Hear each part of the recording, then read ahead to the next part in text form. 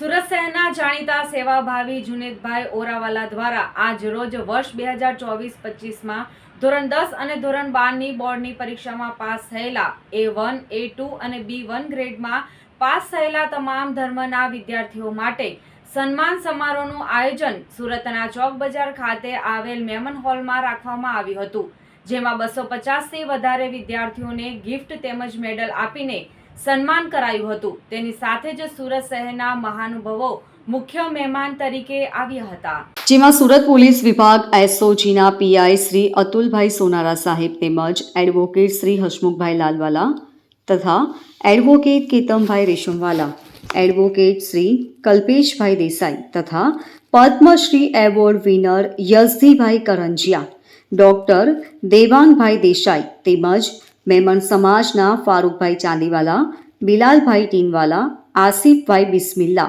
Barrister Arifbhai Ansari, doctor Faizal Bohra, Yunusbhai Chakiwala, doctor Ismail Lala, Riyazbhai Teli તેમજ doctor Mohsin Lokhandwala સાહેબ ઉપસ્થિત રહ્યા હતા અને સુરત શહેરના બીજા મહાનુભાવો મહેમાન તરીકે પણ હાજર રહ્યા હતા, જેમના હાથેથી બાળકોને મેડલ તથા ગિફ્ટ આપીને સન્માનિત કરાયા હતા અને ટોપર વિદ્યાર્થીઓને અલગથી ગિફ્ટ આપીને સન્માન કરવામાં આવ્યું હતું। તેની સાથે જ બાળકોના શાળાના આચાર્યોને પણ સન્માનિત કરાયા હતા અને હાજર મહેમાનોએ બાળકોના ઉજ્જવળ ભવિષ્ય માટે પોતાનું મંતવ્ય વ્યક્ત કર્યું હતું। સમગ્ર કાર્યક્રમમાં જુનેદભાઈ ઓરાવાલાની સાથે સિરાજભાઈના સમગ્ર ગ્રુપે અથાગ મહેનત કરી હતી અને કાર્યક્રમને સફળ બનાવ્યું હતું। કાર્યક્રમમાં વરસતા વરસાદમાં બહોળી સંખ્યામાં વિદ્યાર્થીઓના માતા પિતા ઉપસ્થિત રહ્યા હતા અને હાજર મહેમાન તથા મહાનુભાવોએ સમગ્ર કાર્યક્રમ બદલ જુનેદભાઈ ઓરાવાલાનો આભાર વ્યક્ત કર્યો હતો। આજના આ ઇનામ વિતરણ કાર્યક્રમમાં મને આમંત્રણ આપવા બદલ માનનીય જુનેદભાઈ અને અન્ય આયોજકોનો હું હૃદયપૂર્વક આભાર માનું છું। વાલા વિદ્યાર્થી મિત્રોને મારે એટલું જ કહેવું છે કે આજે જે તમને ઇનામો મળ્યા છે એ માટે હૃદયપૂર્વકના અભિનંદન, પણ જે વિદ્યાર્થીઓને ઇનામો નથી મળ્યા એમને પણ એટલા જ અભિનંદન, કારણ કે એ લોકો કહી શકે કે સાલા અમે હાર્યા તો તમે જીત્યા ને। આ તો એક લાઇટલી કહેવાની રીત છે, પણ વાલા મિત્રો જેઓને આ ઇનામો મળ્યા છે તે ઇનામો લઈને જ્યારે તમે ઘરે જાઓ ત્યારે તમારા વાલા મમ્મી ડેડીને, તમારા ગુરુજનોને યાદ કરીને એ લોકોને પ્રેમથી ભેટજો અને આ ઇનામ એમને અર્પણ કરજો। તમને જે ઇનામો મળતા અહીંયા ખુશાલી લાગી એના કરતાં વધારે ખુશાલી ત્યાં લાગશે।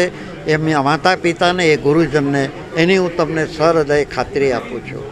બસ જીવનમાં સદા ખુશ રહેજો।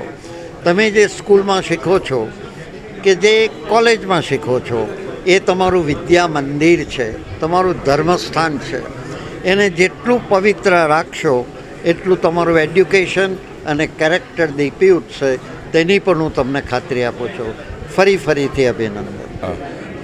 સંસ્થાના સંચાલક આપણા જુનેદભાઈ ઓરાવાલા અને સાથે સંચાલનમાં બ્રાન્ટો સાહેબનો બી ફાળો હતો આ પ્રોગ્રામ સંચાલન કરવા માટે।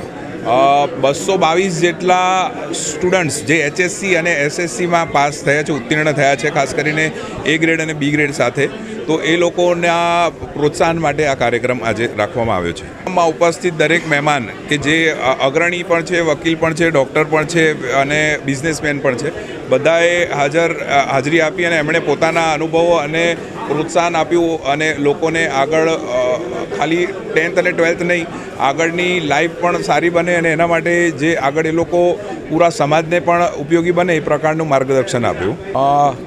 સંસ્થાના જો પ્રમુખ છે જુનેદભાઈ, એ એમની મહેનત તો અવિરત રહે છે જ, એમણે આવા ઘણા ફંક્શન કર્યા છે અને દર વર્ષે કરે છે અને એમની ખાસ કરીને જે સ્ટુડન્ટ્સ પ્રત્યે અને મહિલા જાગૃતિ, એ બંને વચ્ચે એમનો બહુ જ મોટો ફાળો છે। દીકરીઓ માટે કહેવાનો સૌથી મેઇન મકસદ એ છે કે ભણતર અને ગણતર બંને વસ્તુ જે સમાજને મળે છે એ એક મા તરફથી વધારે મળે છે, ઘડતર અને ભણતર બંને। તો એક એમનો વિકાસ થશે તો આખી ફેમિલીનો વિકાસ થવાનો છે અને આખા સમાજનો વિકાસ એમના પર જ આવે છે, કારણ કે મા જે બાળકનો ઉછેર કરે છે નાનપણથી, જ્યારે ભણવાનું આપણે ચાલુ કરીએ છીએ પહેલાંથી લઈને છેક કોલેજ સુધી કે શાદી સુધી, તો માનો ફાળો સૌથી વધારે હોય છે। ફાધર તો બહાર જાય છે, પૈસા કમાય છે, જે ઘરે સાચવવાનો હોય છે બાળકને એ મધર જ કરે છે. અને એમના માટે એ ખાસ કરીને હું એમને કોંગ્રેચ્યુલેશન્સ કહીશ કે એમનો સર્વ સમાજની મહિલા અને સ્ટુડન્ટ પ્રત્યેનો જે પ્રેમ છે એ આખા ફંક્શનમાં દેખાય જ છે અને લગભગ બધાની ઉપસ્થિતિથી આ ફંક્શન સફળ રહ્યું છે. આસિફ સફીભાઈ બિસ્મિલ્લા, પ્રેસિડેન્ટ ઓલ સુરત મેમન જમાત એસોસિએશન. આજે ઓરાવાલા ટ્રસ્ટ તરફથી ધોરણ 12 અને 10ના વિદ્યાર્થીઓ જે A1 અને B1 ગ્રેડ આવેલું હતું એના સન્માનનો એક કાર્યક્રમ રાખેલો હતો, જેમાં અમે અહીં ઉપસ્થિત થયા હતા. આ કાર્યક્રમમાં મેં કીધું તે પ્રમાણે ધોરણ 10 અને ધોરણ 12ના વિદ્યાર્થીઓનું સન્માન કરવામાં આવ્યું. જે આપણી સમાજના તેજસ્વી તારલાઓ છે એ લોકોનું સન્માન કરવામાં આવ્યું.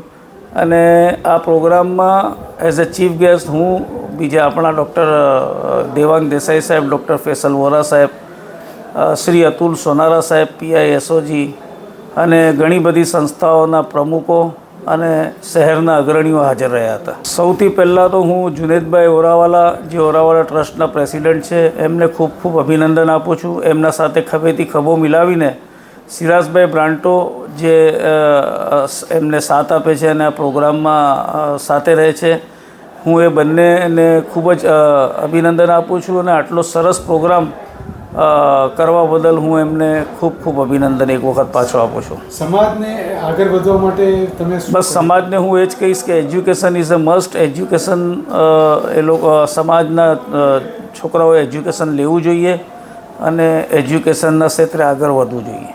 Bureau report LK star news, Surat.